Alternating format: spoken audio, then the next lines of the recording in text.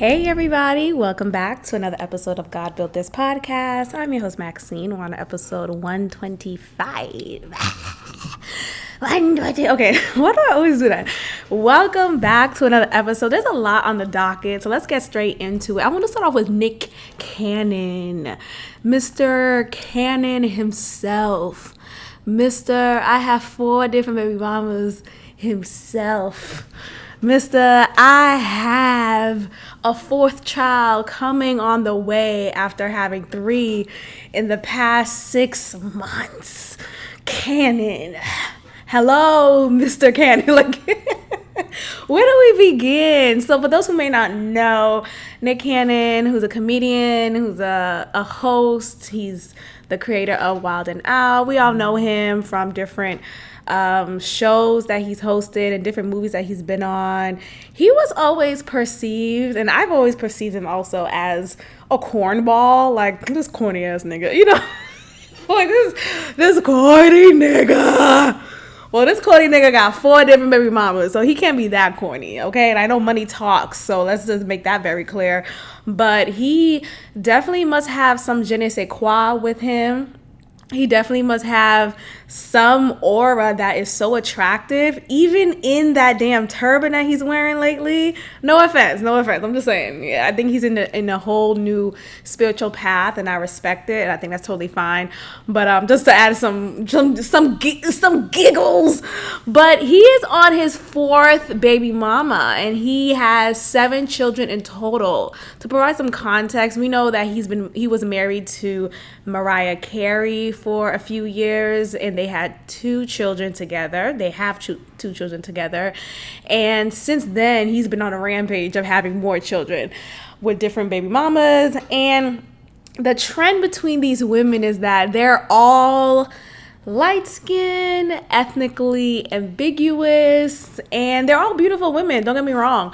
What I'm seeing to be the backlash against that is, oh well, you see who he likes, he has bias, he hates black women or whatever it is. And I see it as a favor. Thank you for not impregnating and leaving. Yes, I'm sure he's supporting these women, but thank you for not just having a rampage of single black women, dark-skinned black, brown-skinned black women. So I don't really care about that, him having children with women who are not like clearly black women. So that's not even a thing. I think sometimes we find an excuse to just be mad at somebody for their preference. I know the argument is sometimes with preference, it is seen as a racial bias. And look, don't get me wrong. There are times when someone who specifically seeks for non-black women in spite of black women, I see that as definitely a thing. Trust, I understand. And I also just come to the realization and to the peace that whatever, like who you like. At this point, why am I going to convince you why black women who look like me are the shit as well, right? Like, why? I don't care. I think sometimes we spend too much time, too much energy towards things that really shouldn't matter. Like, if that's who you want to fuck at the end of the day, fine. I'm not going to go on and have a whole rampage about why I feel targeted as a black woman. No, you have the choice to not, have sex with this person because your attraction is not there, and that's what it is. And if it is rooted in white supremacy, most of the time it is what it is. Like, I can't do anything. It's like also trying to convince a racist why you shouldn't be racist. I don't care. And I think it's too much energy we spend towards things that we really don't have control over. We can only be our best selves and demonstrate why racism is horrible and demonstrate why black women are beautiful and we deserve glory and attention. But if you are still uninterested in that narrative and that experience, then fine. Just know that I just don't want to hear anything about Black Lives Matter from you. I know. I know someone who is like super.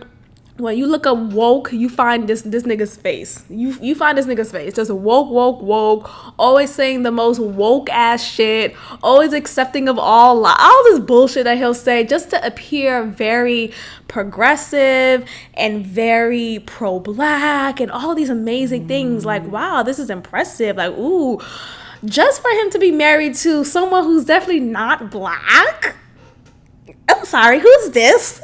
I remember seeing pictures of his wife and looking at her like, oh, this is a little different than what you would what you would preach. This is just a little different, okay? She's not a black woman. She may sometimes act like she is, but that bitch is Hispanic as fuck. And there's a difference. There's a difference there. My point is, I just don't want to hear Malcolm X from you if you are not married to a Shabazz. What was his wife's name? Shabazz. You know what I'm talking about. If you're not married to a black woman, I don't want to hear from you. I really don't. I don't want to hear anything about Black Lives Mattering and pro-black and how much you love black women, but you didn't fall in love with one. I'm sorry. Who's this? Who's this white woman, Harpo? Harpo, who is this white woman? I don't want to hear it. I don't find it at all I'm just immediately blocked off. Like, oh, who's your wife? Okay. And I also hear the argument of, well, you can't dictate love. Love is love. And shut the fuck up. Yes, you can. If you really could, you would. Well, if you really wanted to, you would. I feel like if you were really interested in upholding this black family, this black ethic, just this blackness in your life, you would make it an effort, maybe a little bit of an effort. But I also think let's be very clear, a lot of times when these black men are with non-black women, they're corny. I mean, what are we talking about? Hence Nick Cannon, and I'm sure he does have this je ne sais quoi about him, and he has this like I think he has this like good guy persona about him. I talked about this on a previous, like an older episode, about how good guys are corny or nice guys are corny. What I mean by that is, oftentimes these good guys with the the nice smile, and they look like that you could bring them home to mom and dad and they'll immediately be accepted into the family. They're the corniest motherfuckers ever. And what I mean by that is they don't have anything of substance within their identity. I think Nick Cannon may be a different case because he seems to be very more in tune with his spirituality. So I think he may be the exception here. Maybe just recently, at least, because of what seems to be more of a spiritual growth that he's demonstrating to us.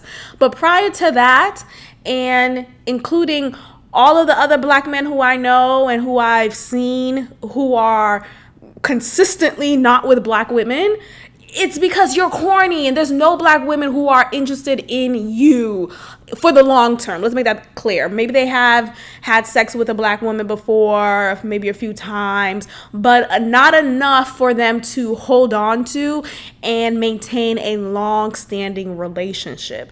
I think oftentimes we are finding these black men, and I used to think, oh, maybe it has something to do with their hue, with their complexion. But I think sometimes that could be the case, because I remember being an undergrad, there was this dark-skinned black man whose girlfriend, I don't know if they're still together. I used to still follow him on Instagram. Like, what's going on with his life? But they were a couple. His white girlfriend was just like white, like from the Caucasus Mountains white. Like, bitch, okay, you're white. We get it. Blonde hair, probably not even blue eyes, like probably like crystal eyes, like from the sky, from the heavens, like she's wide, and he was dark skinned, black. And I think there's this there's this need to kind of go towards something totally different, something totally opposite from what you've seen and from what you've experienced throughout your upbringing, throughout your life. So maybe, obviously, he has been around many Black girls, many Black women, and he comes to a different area, comes to a whole different school. And I went to school in Connecticut. So, of course, the whiteys are there. And he sees this white as snow white woman, and is just immediately taken by her.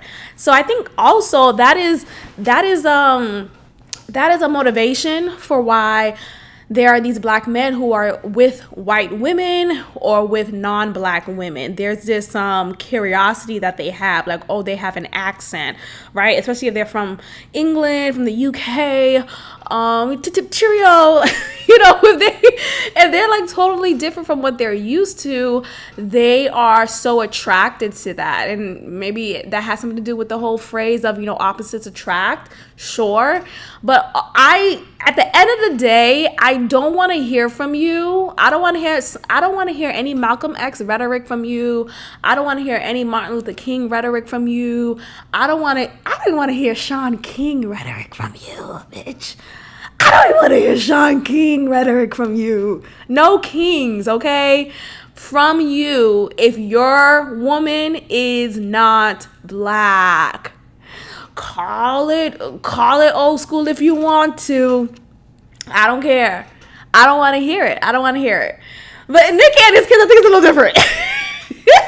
I'm shooting Nick Cannon bail because he's on a different level. I feel like he's just really he skyrocketed into this spiritual level that I'm in awe of, and I'm curious to just understand it more and understand him more.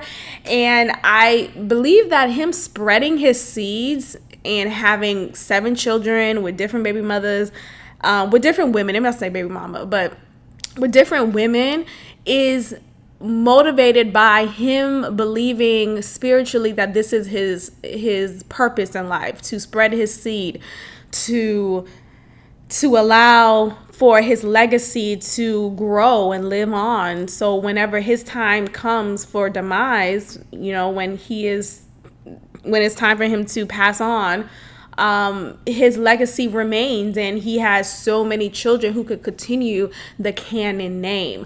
So I think that is really his motivation behind it. I still think it's ghetto, right? Like I think even in that decision, even in my respect for him deciding to continue his legacy by any means, I still think it's ghetto. I think that isn't the way to do it. I wish that we can uphold a family unit that allows for one man and one woman to maintain and sustain a fruitful family that includes 7 children, 8, however that looks like. But I wish it didn't look like Papa was a Rolling Stone type of thing, because ultimately, sure, he is a man of means. He clearly has money. He is wealthy. He has businesses. He's seemingly respected in the industry.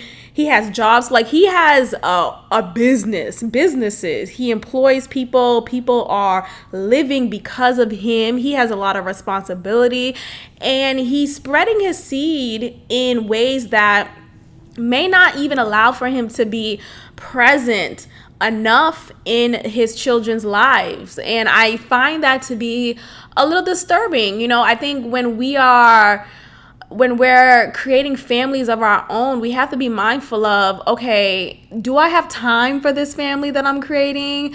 And I think the argument also is, well, he has the money to support them, what does it matter? Their children would never be without. And I vehemently disagree with that. The children will be without if he is not physically in their lives enough so. And I'm sure even if he wasn't in the industry and he just had a well-paying job that mandated him to work late hours and travel for work.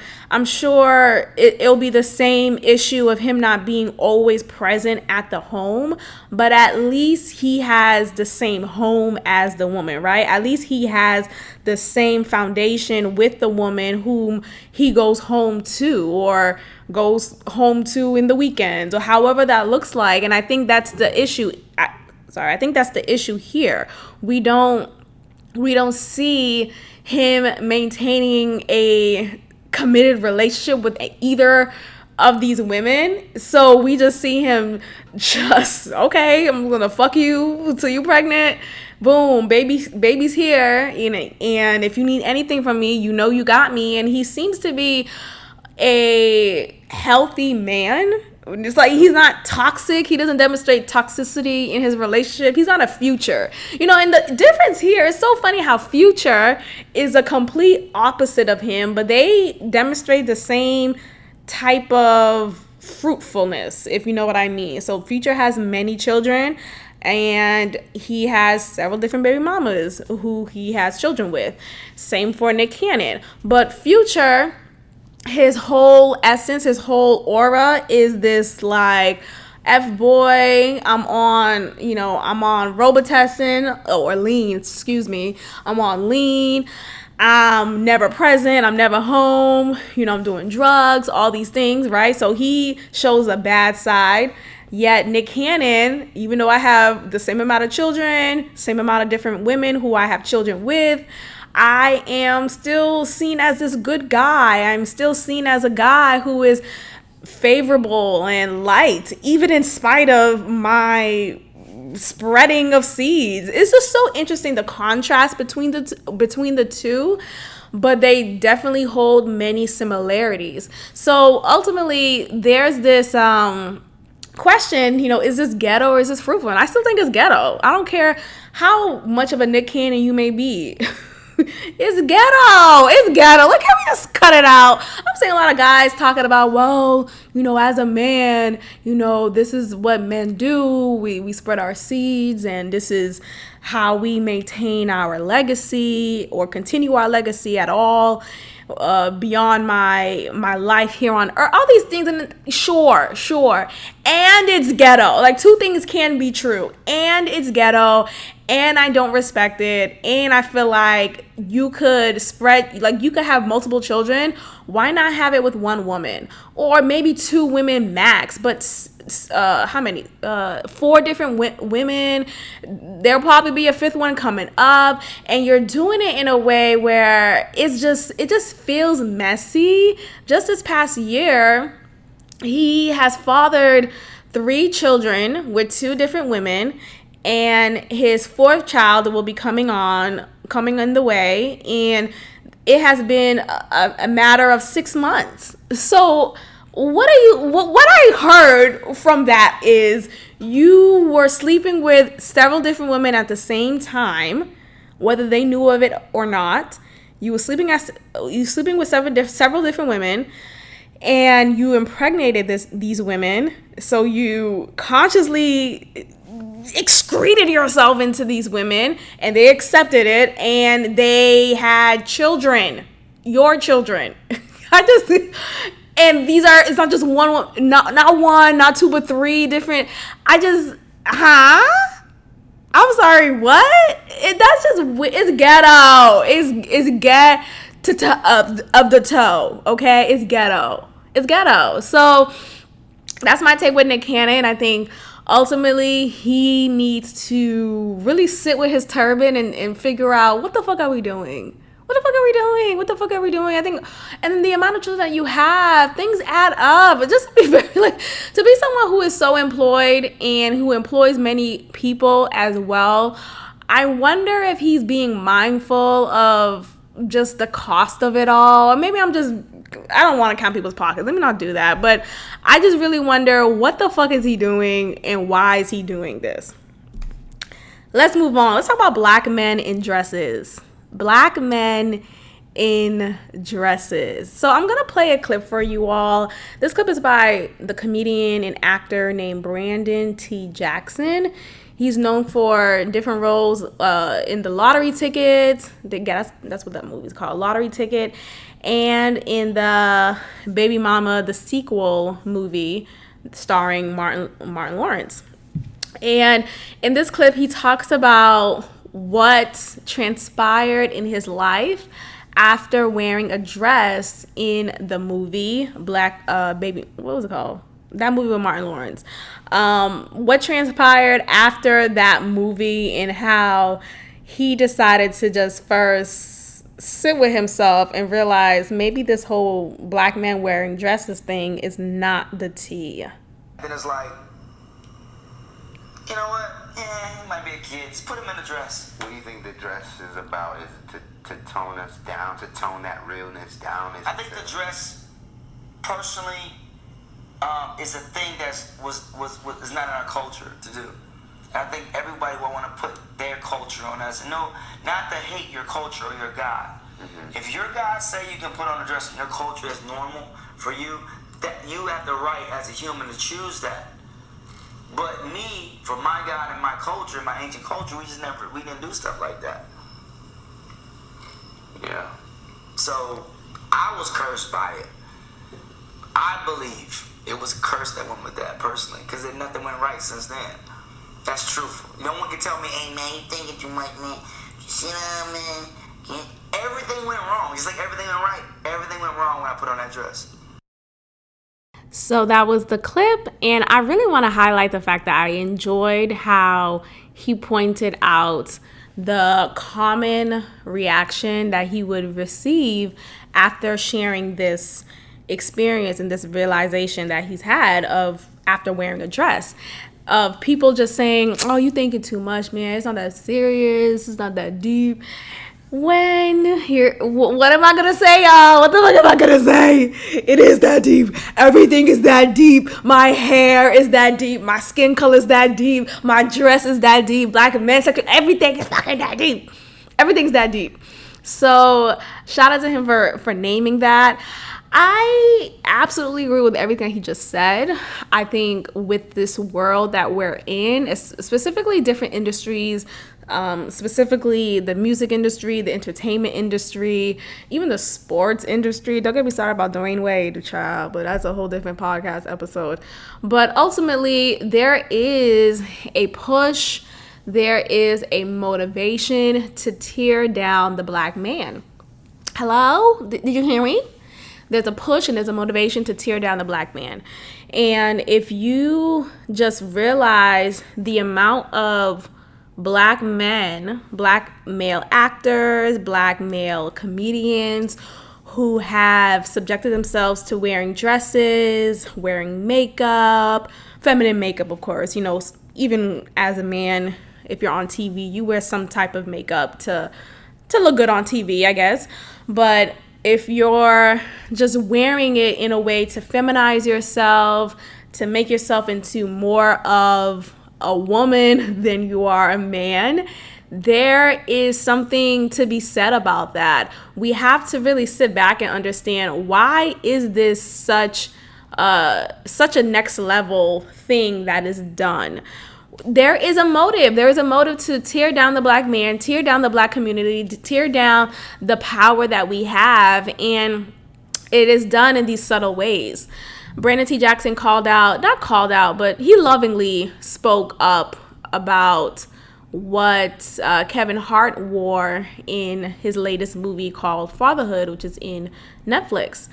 And his caption says, well, no judgment here. And he adds Kevin Hart. And he posted a picture of Kevin Hart and a still of him wearing a Catholic girl's skirt, as if you're going to Catholic school, the uniform skirt.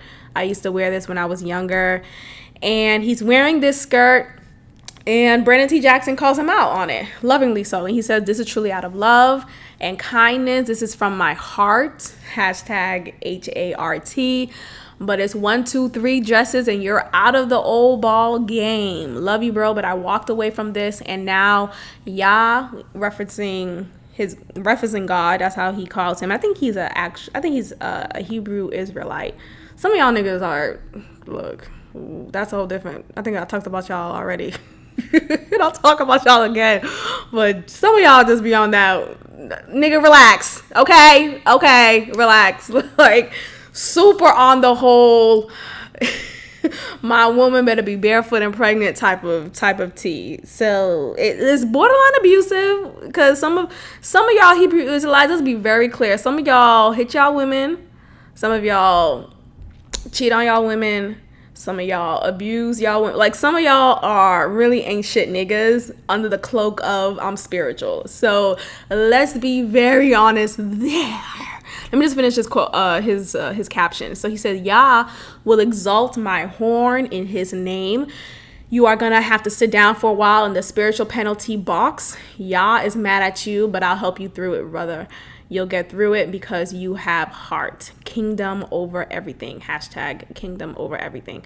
So that is his caption. And again, this was in reference to a still from the movie Fatherhood of Kevin Hart wearing a Catholic schoolgirl skirt with, it looks like he's wearing stockings too, or just not knee-high stockings. And just from the bottom down, he's looking like a girl. Yet from the top up, he's clearly a man. Now, there is this push to feminize black men, and the way that this is justified is by saying, oh, I'm just playing a role, right? I'm just acting. It's not that serious. I'm just doing something for the moment. I'm not really being compromised into doing anything. A lot of times we don't look at things in the spiritual realm as we should.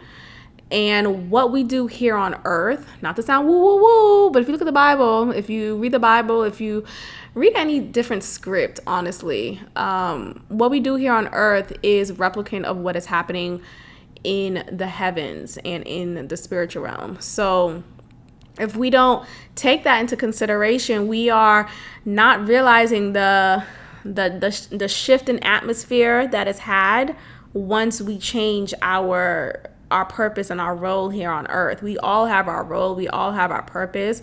And it's not to necessarily put us in a box. It's about supporting the specific purpose that we are given here on earth. And when we are now convinced and manipulated and bamboozled into being someone who we're not, just to continue this narrative of black men ain't shit, of black male toxicity, and all these crazy things that people say here in this world, then we will continue to not walk in our power. We'll continue to not walk in our light, and will be subjected to evil spirits. Boom.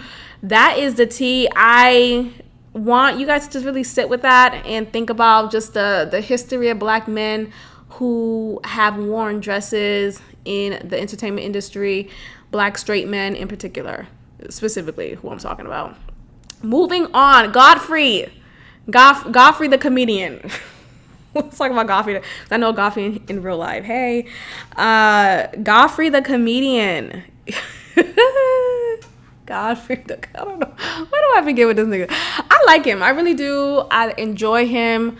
I think he's very funny. I think he's very educated and smart. You have a great conversation with him.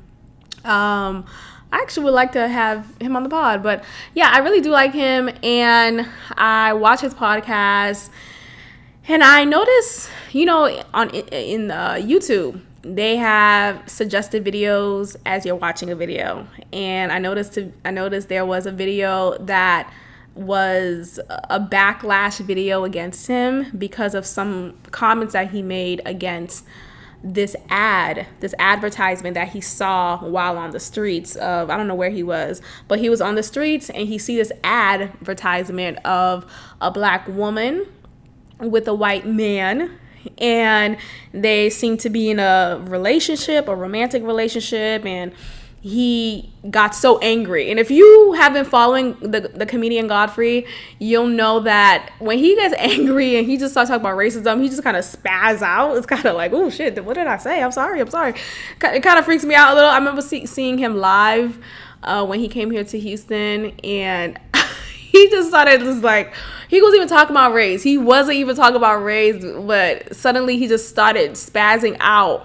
and he was looking straight into like the spirit realm. I don't know. He was looking something just caught him, and he just like was fixated and frozen in time. And he was like, yeah, fuck. But those who know him know what I'm talking about. Like, he'll just like freak out. And I'm just sitting there like, ooh, do I laugh now? Is this a part of the bit that he's doing? What's going on? But he often would do that. And this must have been another example of him doing that, but this was specifically towards this advertisement of him seeing a black woman with a white man.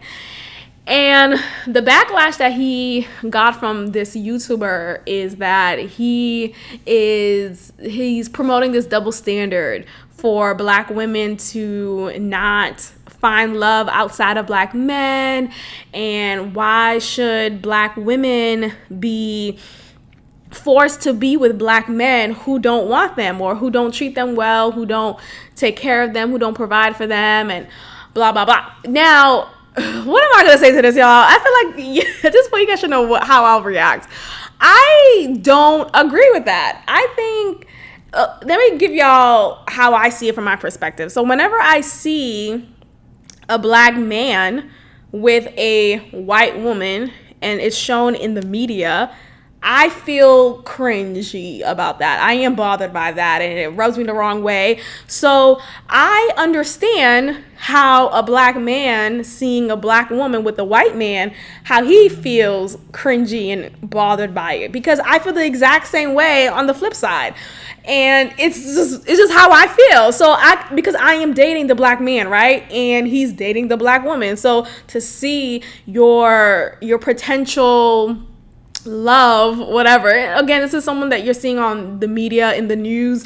But when you see these ads of black women with white men and black men with white women, it then begs the question of, where is the black family? What's going on? I see a lot of times these ambiguous white women or ambiguous women who are not clearly black, or that Meghan Markle black. And I'm just trying to figure out what happened to the black woman and the black man, and why don't we see enough of this? So I am in support of his reaction. I don't think it's a double standard.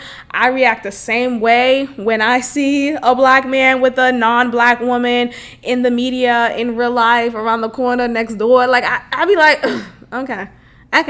But again, like I said earlier in the episode, I am not going to spend so much energy and time trying to rationalize and understand and figure out and take it personal. Like, I just move on. I see it, I feel something in the moment, and then I move on. I think we just have to move on and realize that this is just what the fuck it is. Go towards people who like you. Don't try to convince someone to like you. If they don't like black women, they don't like black women. That's it. Move on to the next person who does like black women and who can take care of you.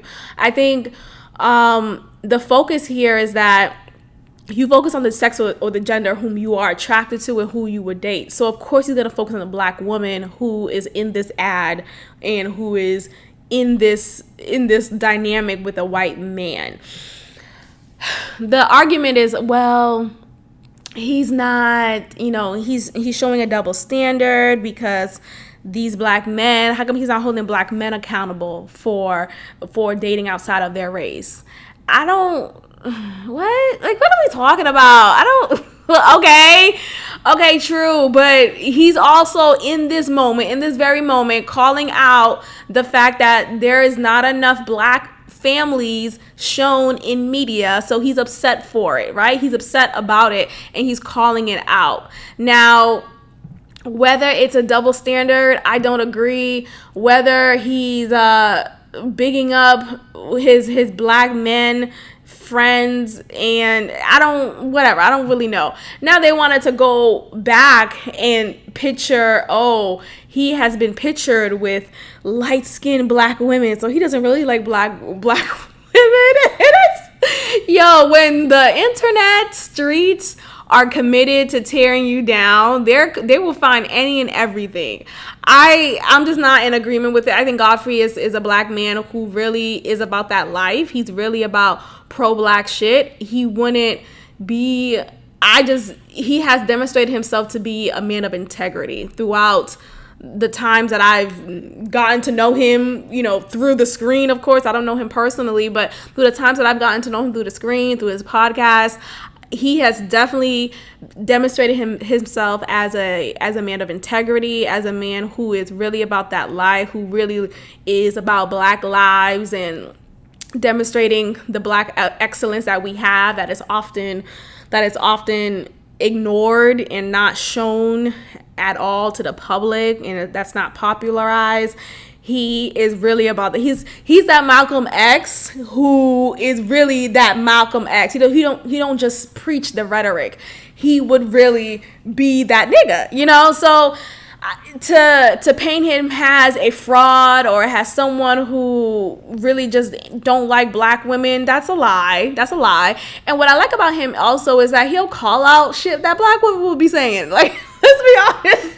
We are living in a time when we can't call out our brethren, our sisters, because it's going to seem as you hate this type of person.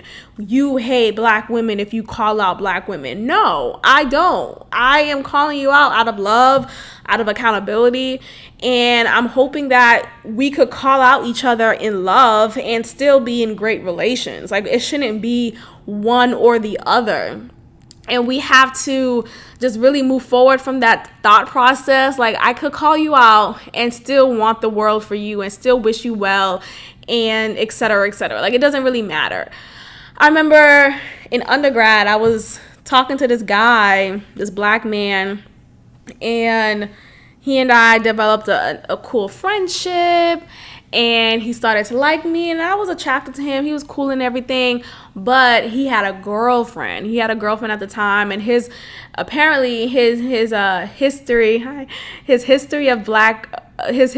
of sorry, I got distracted with somebody.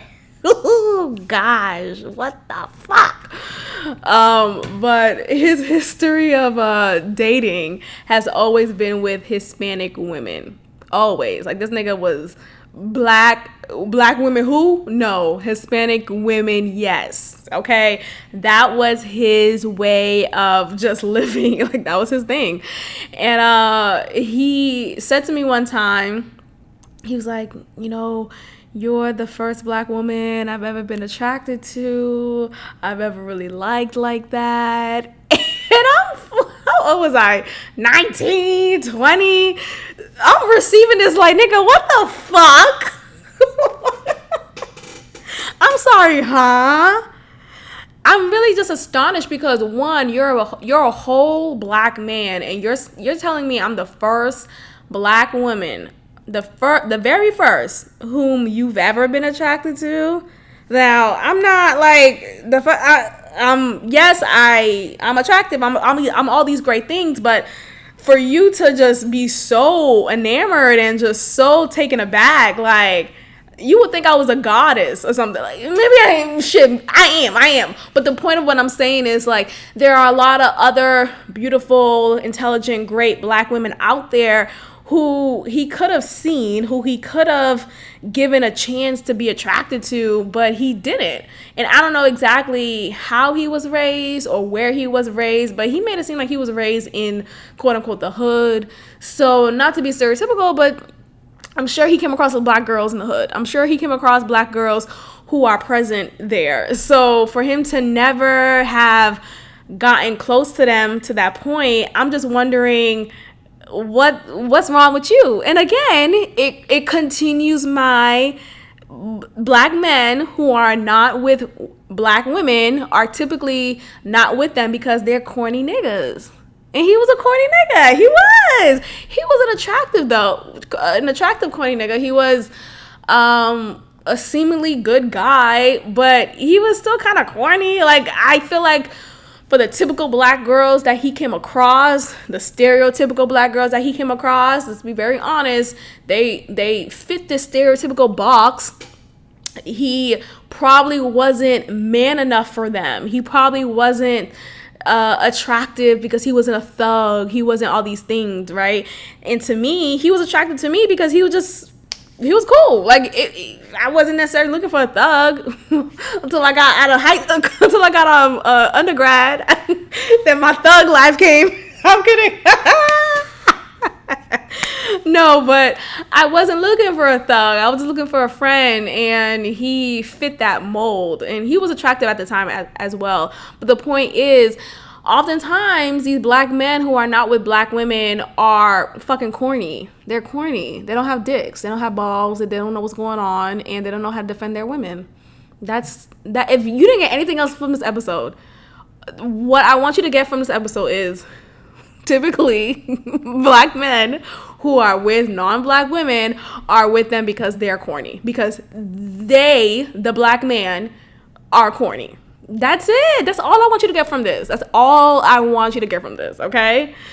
Let's get into Shaun King's ass. Motherfucking, I want to be black so bad, Shaun King. Motherfucking, I am Martin Luther King Jr.'s great predecessor. Motherfucking, I want to be Malcolm X so bad, Shaun King. Shaun King? What's going on, Shaun King? So Samaria Rice, who is the mother of Tamir Rice, who was unfortunate, disturbing death caused by police brutality yet again a few years ago. And she called him out and says that he's a white man acting black, quote. And she also says that she never received a penny from the funds that many of these black civil rights activists from today would raise in light of the recent deaths of black slain men. So she's also saying here, I'm reading the quote. What does she say? She says that there were fundraisings held in the name of Tamir Rice, and she was not at all given any notice of that. She was not at all contacted for this type of exposure, and yet there is a lot of profit that is had for the life of her son, who has passed, who was killed, and this is all led by Shaun King. So she calls him out for basically being a fraud, being an imposter. She quotes imposter, and raising money after her son's death without her permission. This is all done, and this is something that is definitely disturbing and alarming, and it's unfortunate that's not getting enough credit. I think with her speaking up and speaking out against these seemingly black good standing black activists, there's this sometimes some people are looking at her, Samaria Rice, as, oh, but she's just she's grieving, she's a grieving mother, she don't know what she's talking about, and she's just talking out her ass, and she's not giving the credibility that she deserves for this. And it's strange because you would think, well, she's the mother of her son who was killed by the police. You would think she's given some credit for what she's saying, but she's not. She also calls out, I don't know if she calls it out, but I remember seeing long ago when Breonna, what's the last name? Was it Taylor? When Breonna was killed because she was, her house was raided into, definitely without permission, and she was killed in result of that. And there was a Breonna Con, which is a block party that was supposed to be had afterwards. And many of these socialites, like Portia Williams, and even what's that other black female activist? I forgot her name, but there was this push to kind of have this, like, quote unquote party in the name of Breonna, in the name of, like, what the fuck are we talking about? Why is she being talked about in a way to Breonna Taylor. I was right, Breonna Taylor.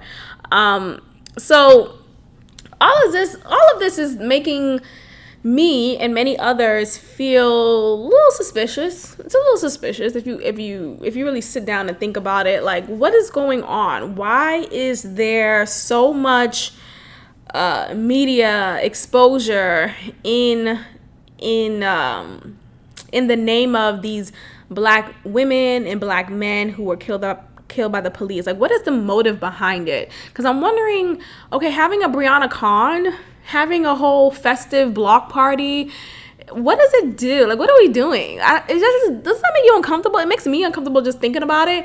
And I'm wondering, nobody on the committee and nobody in the board thought to themselves or thought out loud, hey, you guys, I don't know if this is really sensitive. I don't know if this speaks to the sensitivity during the times that we're in, and I don't think this is a good idea. No one thinks about that. So I'm support of Samaria Rice calling out Shaun King. I just think Shaun King has a lot of the media on his side, making him seen to be this savior, this God for helping and promoting the well-being of lives of black lives.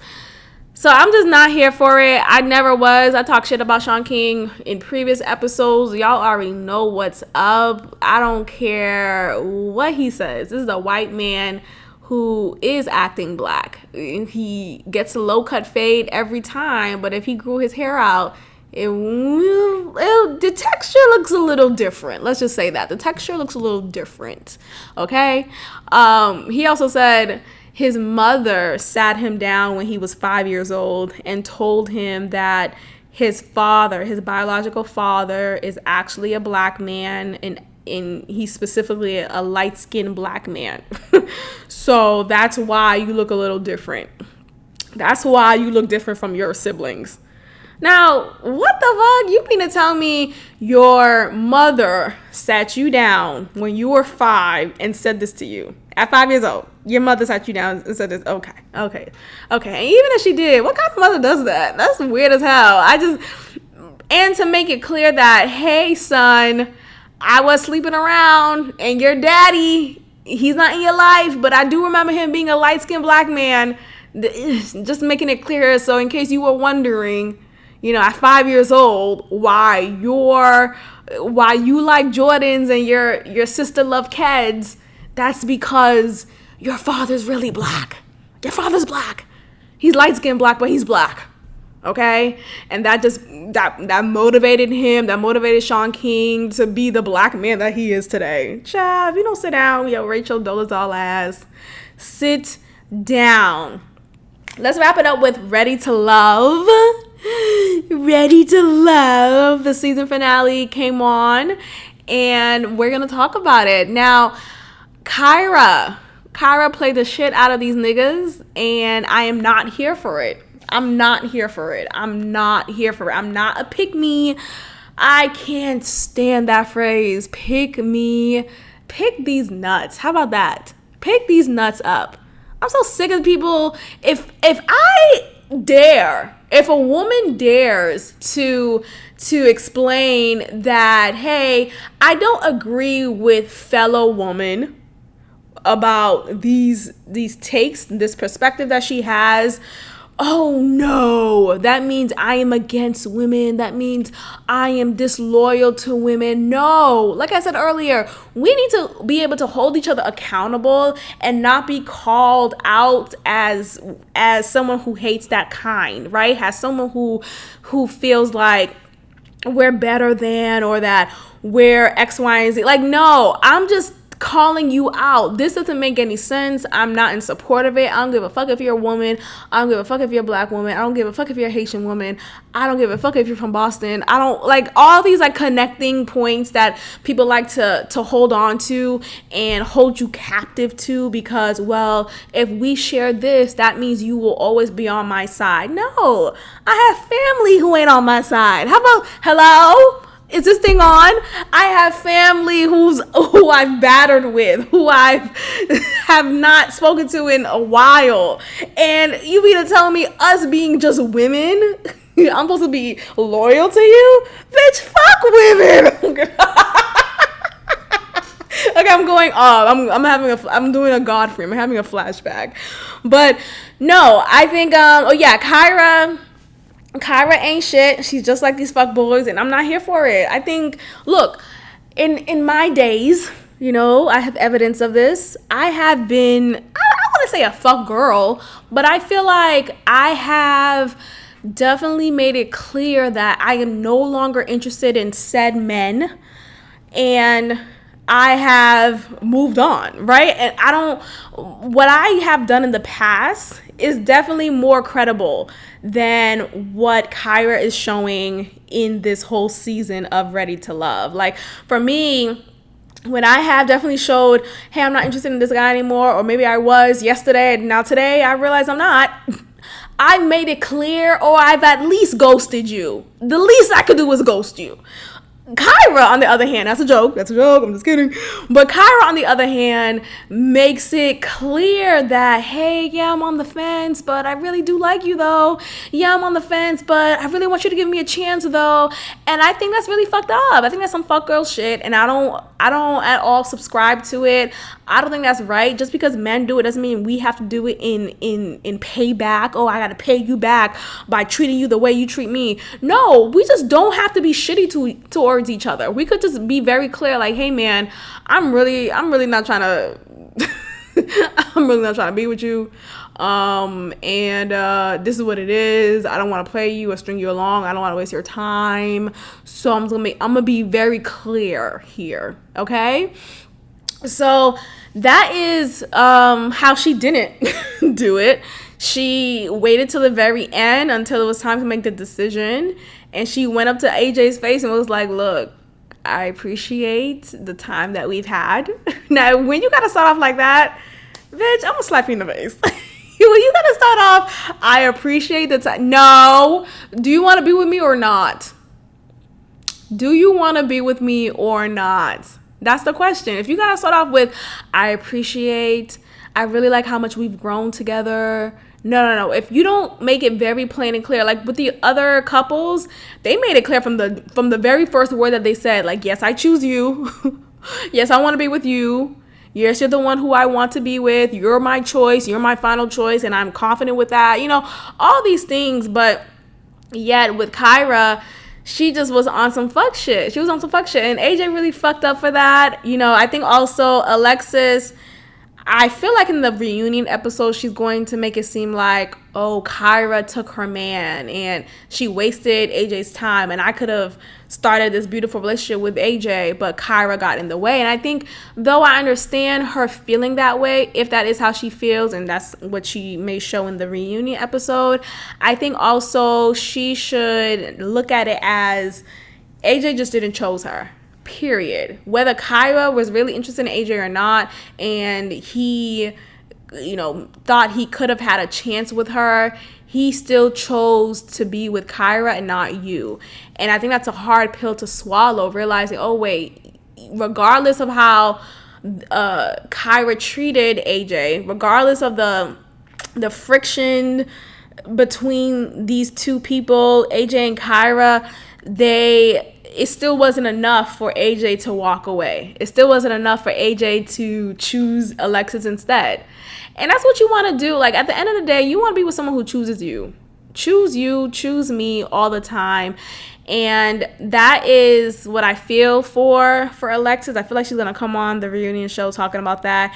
And I hope she does that. I hope she walks out with her head high and with the assurance and knowing that she went on to be with an AJ anyway. AJ ain't shit. AJ ain't shit. That really should be his tag. AJ, hey, I'm AJ and I ain't shit.